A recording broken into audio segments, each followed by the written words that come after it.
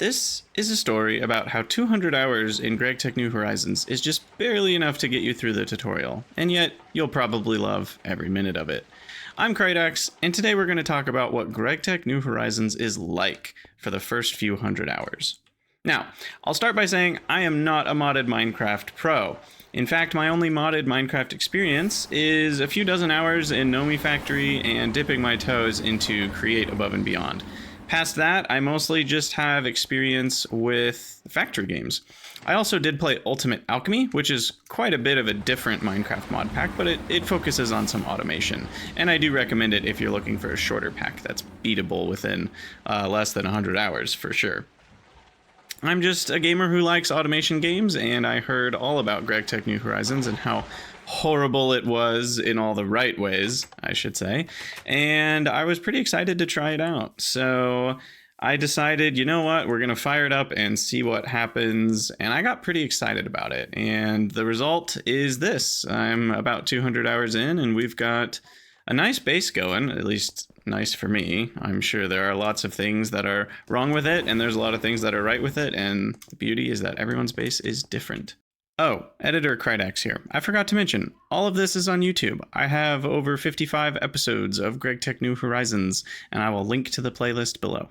So where does our story begin? Well, it begins in a cave with a box of scraps. That's how GregTech is.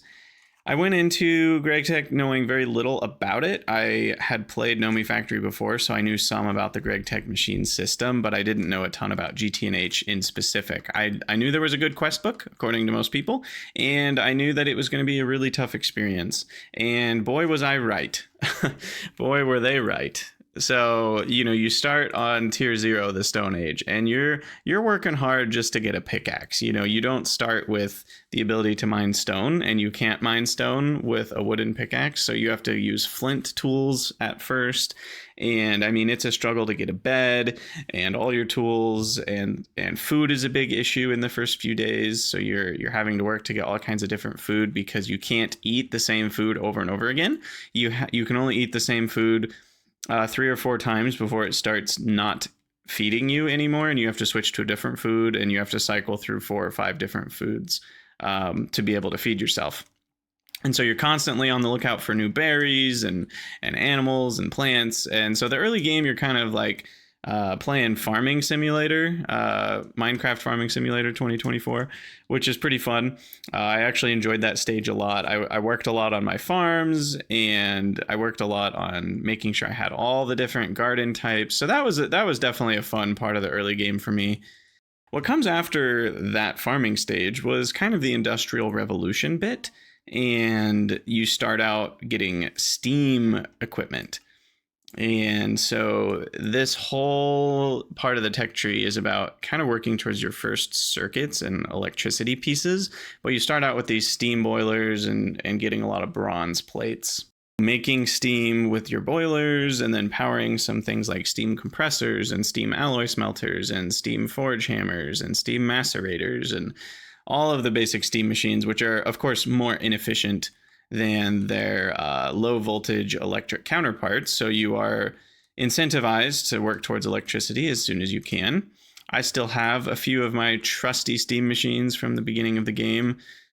And that's one of the really fun parts about GregTech New Horizons that keeps you going, is as you progress to further tiers, things get faster and more efficient, and you get better ways to do old processes. And so it keeps things fresh. And that's something, for example, I really liked about the Pyanodons mod pack in Factorio, is that as you progress, you get better ways to do old things. And while that can be annoying sometimes because you need to refactor your base, it does keep things fresh, and it keeps you from constantly having kind of a new content paralysis, whereas sometimes you can just work on improving the stuff you already know how to do and making the stuff you're already making.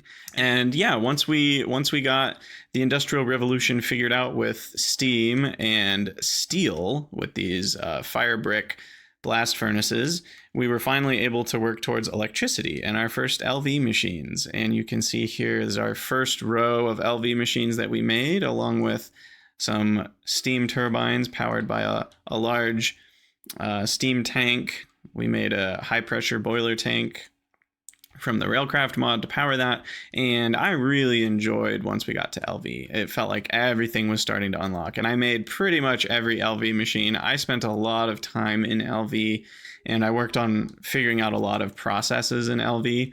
So some people just kind of breeze through LV as fast as possible, but I took my time. And after the LV stage wrapped up, we were able to finally get our first MV machines, which used to be upstairs, but they have now been moved to a dedicated room, and it's a similar setup to what I have for LV.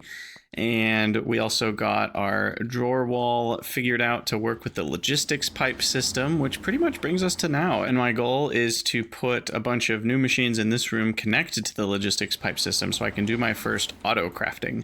And that's something that is really cool about GTNH is as you progress, you get better systems to deal with all of the items and all of the crafting that you're doing. It definitely takes quite a while before you get any upgrades to those systems, but it makes it all the more rewarding when you finally get there. And I think that's a big part of why GTNH is so well done, is you're consistently getting rewarded for progress, which feels really good. So what's my final verdict? I heavily recommend GregTech New Horizons to anyone that thinks it looks interesting. There's no cost to it. It's a completely free mod as long as you own Minecraft. I would recommend the Prism Launcher personally. I enjoy the Prism Launcher a lot, but I think there are a couple other ones that work well. I've heard not to use CurseForge, so don't use CurseForge. And you can play with the Java 21, which I believe has better performance, and they recently improved the performance. So even if your PC isn't amazing, I believe you can do pretty well these days, even without an amazing PC. And it's just a sweet mod pack. There's so much you can do. It walks you through the early game very nicely. It's got a whole tips and tricks page. There's lots of ways to get the information you need. And don't be scared of going on the Discord or the wiki, because you might need to use those for some pieces of information. I think GregTech New Horizons combines some of that Minecraft magic with automation gaming, and it creates a really cool package. There's some rough edges for sure, and there's some things you find yourself missing from more dedicated automation games like Factorio or Satisfactory, but there are some things that Minecraft offers that you just can't get otherwise. It's been a really fun 200 hours, and I've loved every minute of it. Go check it out. And if you have any questions, let me know in the comments. I'm happy to chat. I'll read all of the comments. And if you guys want to know more about GTNH, feel free to join the Discord and ask me or the other people in my Discord about it. There's a lot of us there who have played it. Or hop over to the GTNH Discord. There's a link in the About section of this video.